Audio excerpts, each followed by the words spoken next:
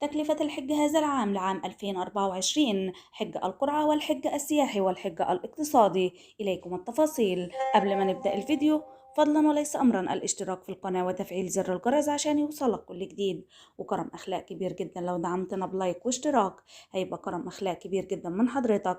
نبدأ الفيديو معانا النهاردة. بسم الله الرحمن الرحيم.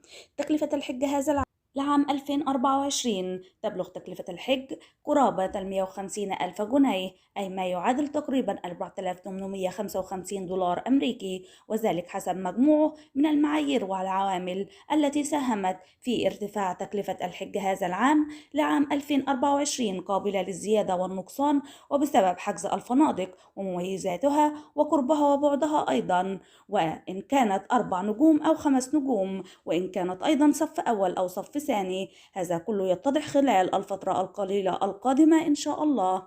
لو عجبك الفيديو، فضلا وليس أمرا الاشتراك في القناة وتفعيل زر الجرس عشان يوصلك كل جديد، وكرم أخلاق كبير جدا من حضرتك لو دعمتنا بلايك واشتراك، هيبقى كرم أخلاق كبير جدا من حضرتك. في رعاية الله وأمنه. سلام الله عليكم ورحمته وبركاته.